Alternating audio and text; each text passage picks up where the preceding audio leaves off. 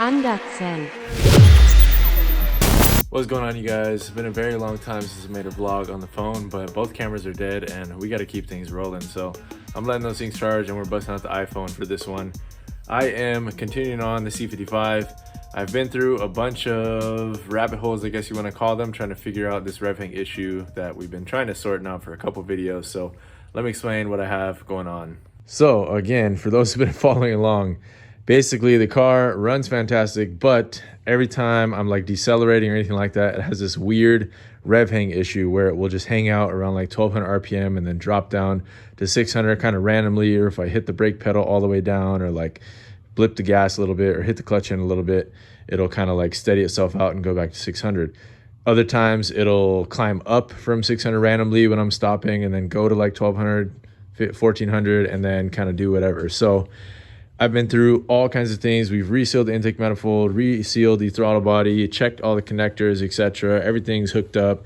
Took out the fuel rail, all that stuff. I put an inline filter and have been messing around with the fuel center assembly because that was a possibility, a culprit or whatever. But from everything that I'm finding, I just don't think the fuel center could be the actual reason why. If a fuel center is failing like that, I mean, it would have other symptoms. The car wouldn't run right in general. The sender would be, I don't know, dying out or doing something. And yes, the filter in there was bad. I gutted the stock one that's in there, and now we have this inline filter right here at the kind of hard line connection to the soft line connection. So at this point, I was kind of going through the list of possibilities and speaking with Josh, since Josh is my tuner and trusted person that I speak with about, trying to just sort out issues amongst other friends, other Ben's friends, Ben's heads, etc. But I just, asking questions like, what am I missing here? The only things that have changed since when this issue started happening was I let the car sit for like almost 2 months. And basically after that, when I drove it again, that's when this issue became noticeable. Now, the only two things I changed, I plugged the large vacuum port or PCV port into the catch can line. So that is basically a wide open throttle port.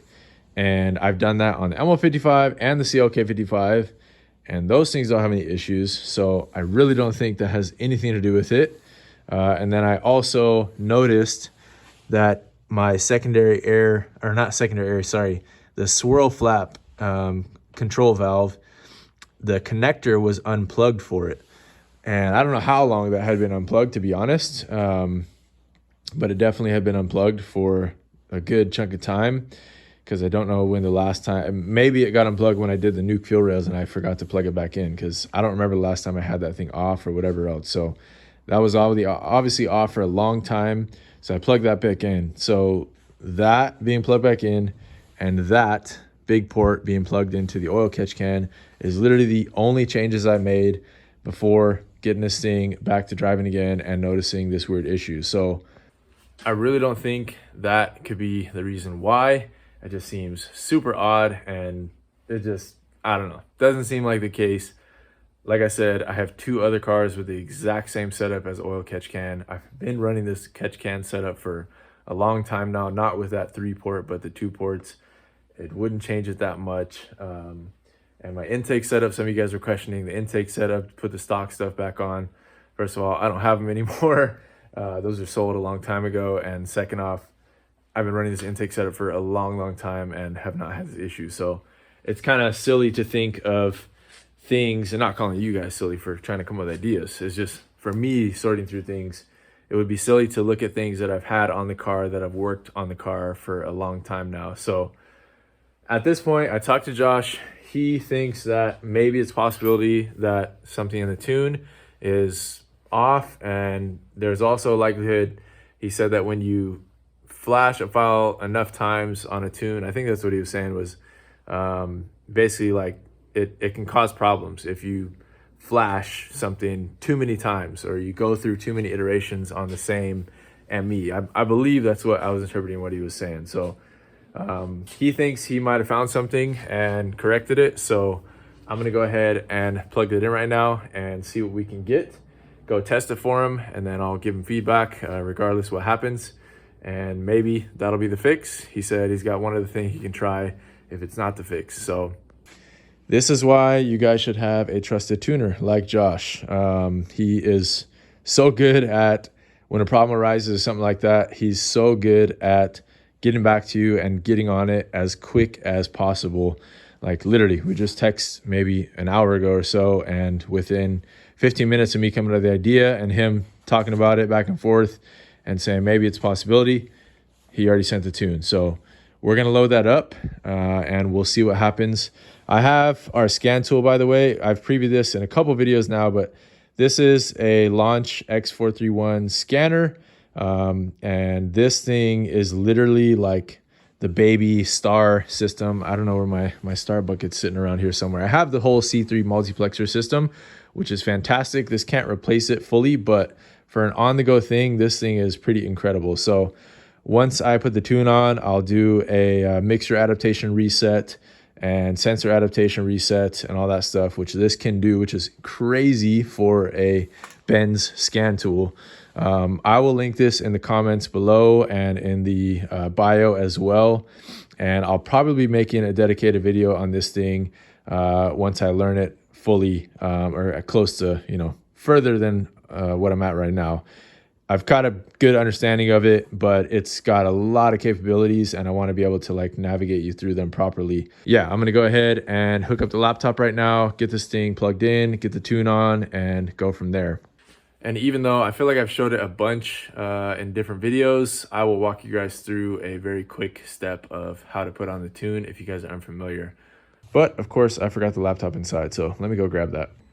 All right, guys, getting things in a position to upload our tune here. Okay, got a Galetto cable. For those that don't know, it's basically OBD2 port to USB, whatever type of USB your laptop has. I have the fan unplugged at the engine bay on the radiator, fan shroud, etc. And then I have my battery on a charger. So that's what you want to do to get yourself set up. And then going into our software here.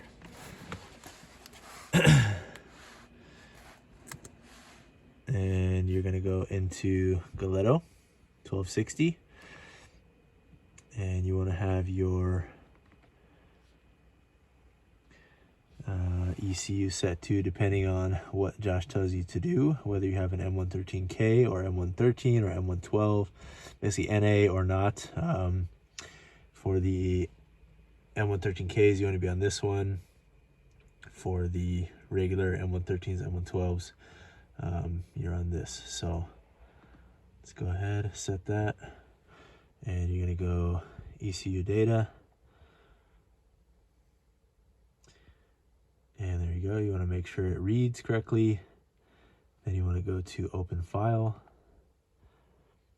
and grab the most recent file that we have here. Some old tunes on there and one that I need to upload on the CLK55 I'm going to do after this too. But that is the one that we are putting on right now from today. And say open. And then download file.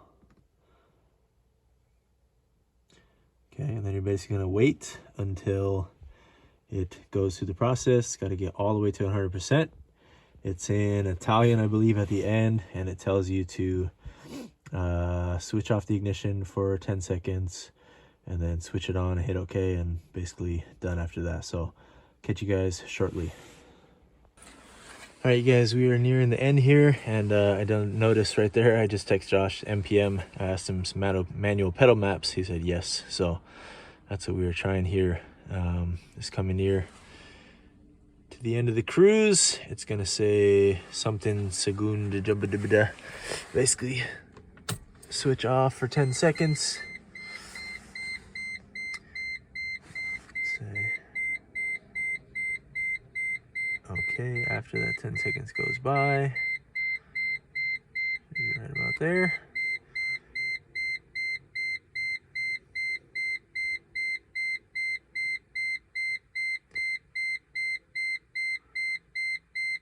Say turn on dashboard and hit OK, and you're done. Okay, to get out of here, all you do is hit exit down here at the bottom right. Okay, now we are good. Let's go ahead and fire it up. All right, guys, and there's that cable I was talking about, OBD2 to USB. This is called a Galetto cable. And if you're like me, you like to misplace it every time you need to use it. So I try to always put it back in my box of diagnostic gear, but somehow, you know, sometimes it finds its way in other places because I'm in a haste doing other things. But yeah, that's it. All right, and if I didn't mention as well, keep your laptop on a charger while you're doing this as well. I mean, you could risk it if you got full battery and you trust your laptop, but just in case, I always keep mine plugged in. One of my students made this for me last year, a little vinyl sticker, and I just use the Lenovo ThinkPad.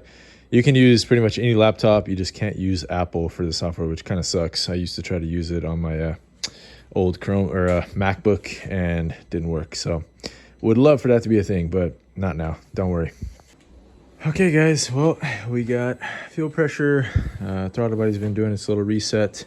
I'm gonna go ahead and fire the car up now and we can take a look at what we need to on our little scan tool.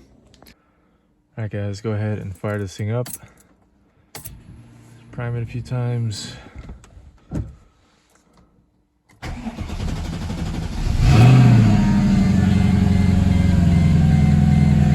Oh yeah, forgot to plug my fan in, hold on. Not trying to do that with the engine running. Chop my arm. Hold up. All right, take two.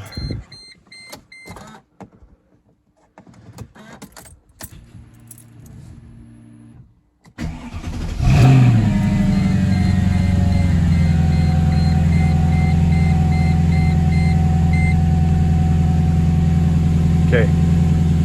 Now let's go ahead and get into this thing. All right, so it's got a power button on top. It's kind of cool because it charges itself while you're plugging it into the car, so it's really easy to keep it at 100%. We're gonna go into diagnose,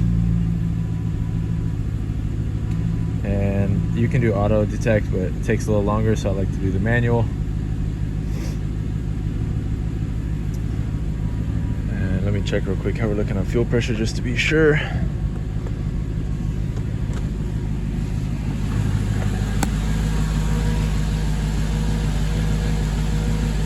Good.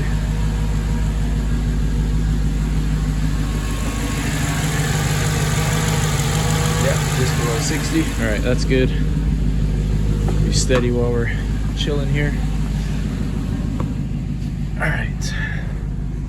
So in here, we're gonna go to manual select and go to our 203. As of 06, let's do, oh whoops, from 09, 03 to 07, this one. Okay, then you're gonna go sedan, gasoline engine, left hand, C55. Let's go to control units, drive, engine control module, switch on ignition. All right guys, backed it out of the garage and actually roll my window up too, starting to sprinkle a little bit. But we're in our drive module now. I'm gonna go into the ME, switch on ignition.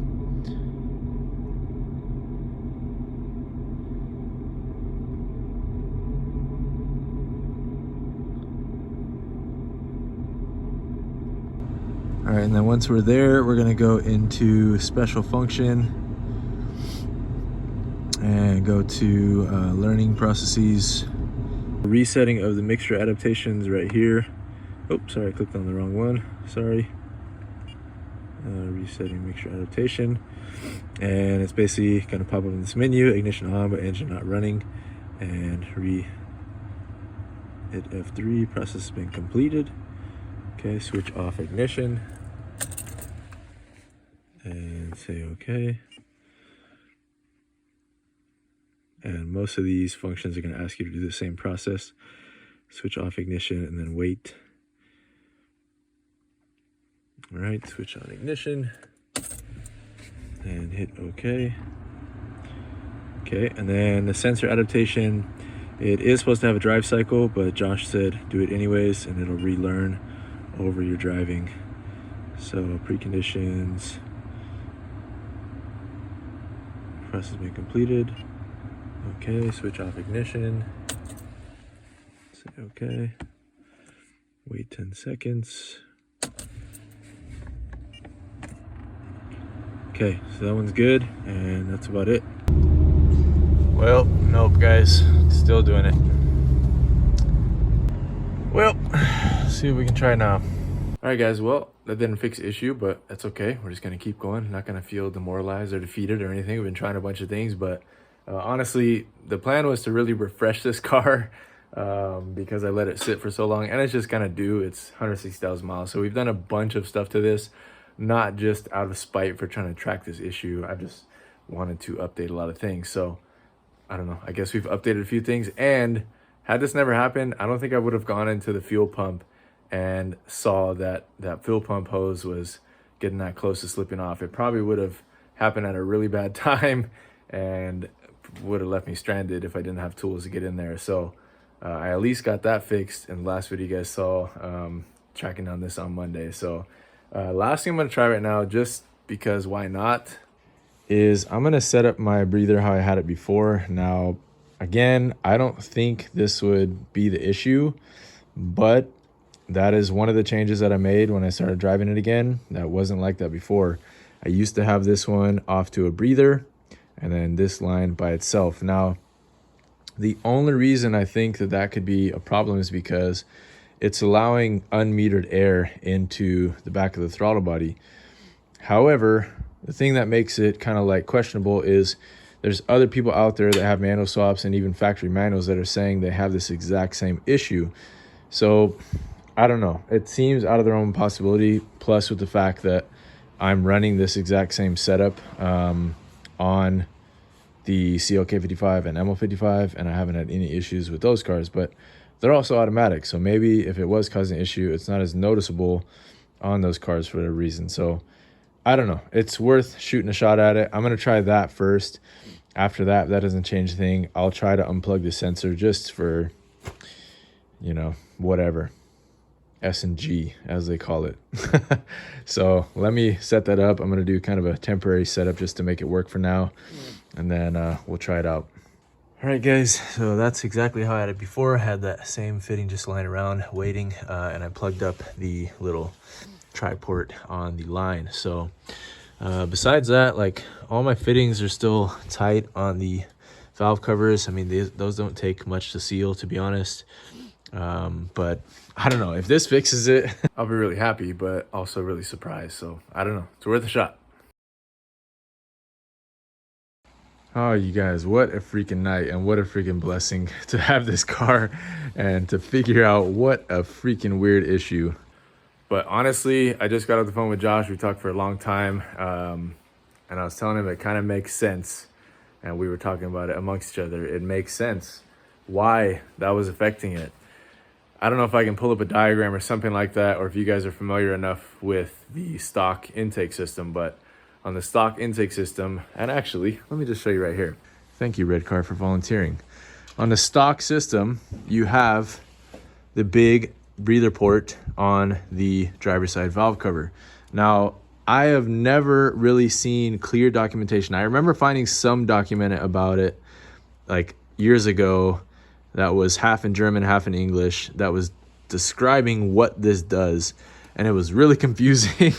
Even the translated bits and stuff, it was still like kind of confusing. But people's theories are it's either pulling vacuum at wide open throttle or whatever. But I had this always breathing atmosphere when I first did my intake setup and I first did the catch can setup. That's how I always had the car before, prior to having it sit. When I had it sit, that's when I learned about, you know, what I thought a good idea of putting this big port into the catch can system, in line with the catch can system, to connect with both of the smaller breather ports and then go into the catch can and feed back to the throttle body. However, here's why that is wrong, and I think why it caused an issue. This normally connects to the throttle body elbow, which connects to the throttle body. So it's pre-throttle body, but post-MAF. Now, because of that, it's only being pulled on, whatever vacuum it gets pulled, it's only being pulled when the throttle body butterfly is opening. And the way I had it is it's routed to the catch can. Catch can feeds back to the top of the throttle body, which is post butterfly on the throttle body. And because of that, it's not being ran correctly, I guess, with being pulled by the butterfly valve. And it would basically just be pulled as a tiny bit of vacuum or whatever vacuum the motor's producing, at idle. And that's just not correct. That's not the parameters that the motor would be looking for, the ECU would be looking for. So this really had nothing to do with Josh's tune. I never suspected that in the first place because I was on his tune before and it always worked. It was never a problem. And then I let the car sit, and while the car was sitting, that's when I made that change, because I did it on the CLK55 and M55, and I was like, oh, might as well just throw it on the C55. But that's when the car was sitting, started driving it again, noticed it was an issue, and then we updated tunes again. So it had nothing to do with the tune. He found like one tiny little fix that probably wasn't affecting anything, but we just figured it was worth a shot.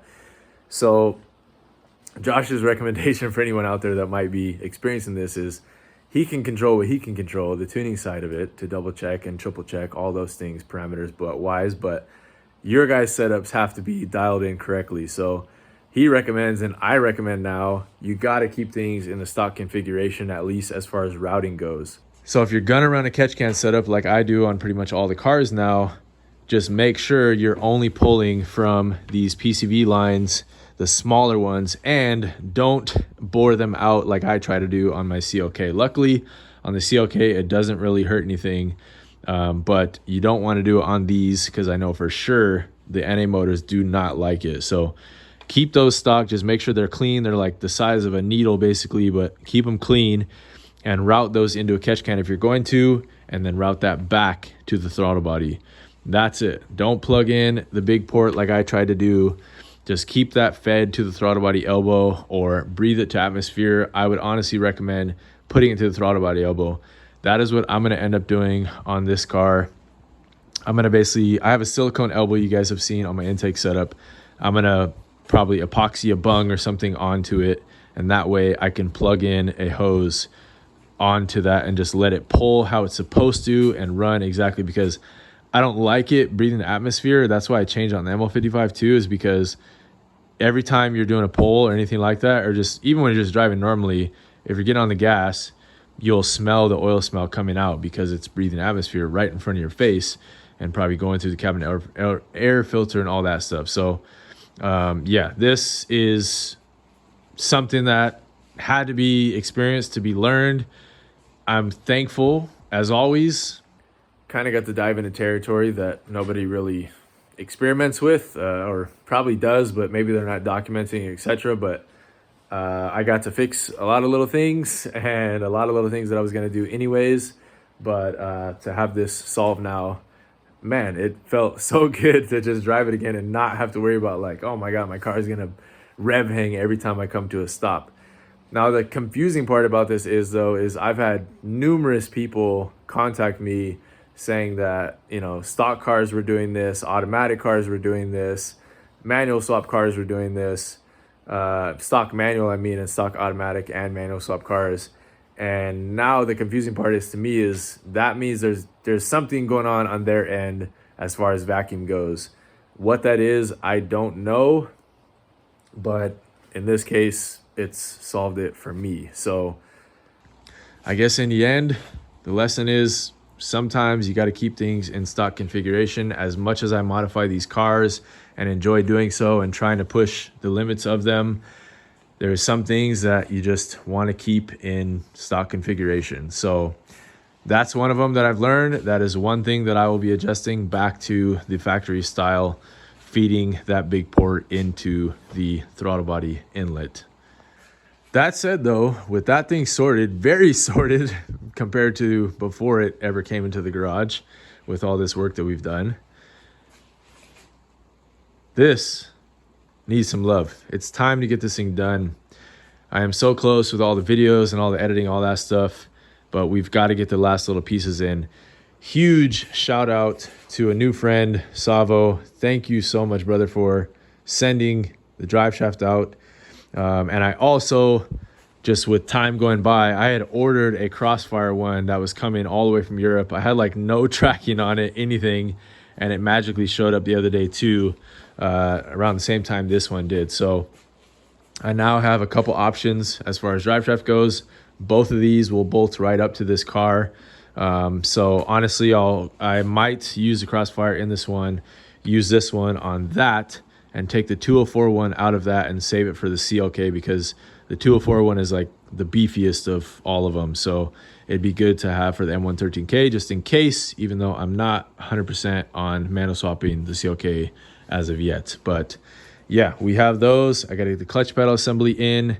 And then besides that, it's just like the last 10% of tidying up, you know, O2 sensors and the exhaust brackets and all the other little things. So it's probably going to be done hopefully this weekend. I'll get time to jam on it and we'll go from there.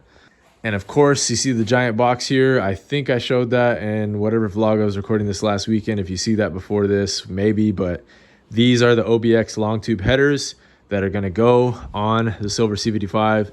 This was a crazy deal. If you didn't see my short on this, or you didn't check on my Instagram, these were $343 when normally they're like probably $1,200 to $1,500, and they were $500 shipped. So it was like $100 on top for something, and then tax like literally $500.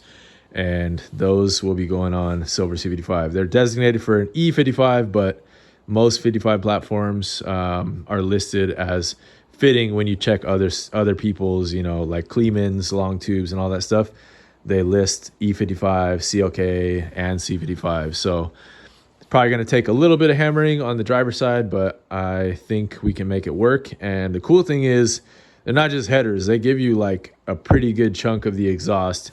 And this thing is going to be sounding crazy with these on. I'll have to figure out. I'm definitely going to try to run at least like some 200 cell cats and a resonator, because it's going to be way too loud if I leave it as is. But we'll do a couple startups with it, you know, just open someday when we get this installed. But that said, guys, sorry I recorded this all on the iPhone. Hopefully it looks okay. It's probably not going to look as good as the other videos with the other cameras, but hey, we went nostalgic because I used to record everything on the iPhone back in the day, and it was kind of fun. It's very convenient, so I'll take it. Hope you guys enjoyed. I hope you guys are happy as I am to have this sorted. I will get a driving video of this thing very soon. I'll probably drive it to work tomorrow, to be honest. And yeah, just stay tuned. As always, you guys know Josh, Mercedes Swap Shop, is the tuner of all my cars. I trust him 1000%. And I would recommend anybody out there, if you're experiencing issues or tuning issues, anything like that, do not hesitate to hit him up. He is a great resource for all of us Benz nerds and collective of people modifying these cars. So yeah, hope you guys enjoyed again. I will catch you on the next video. Thank you so much for watching. Peace. 3, 2, 1, 0.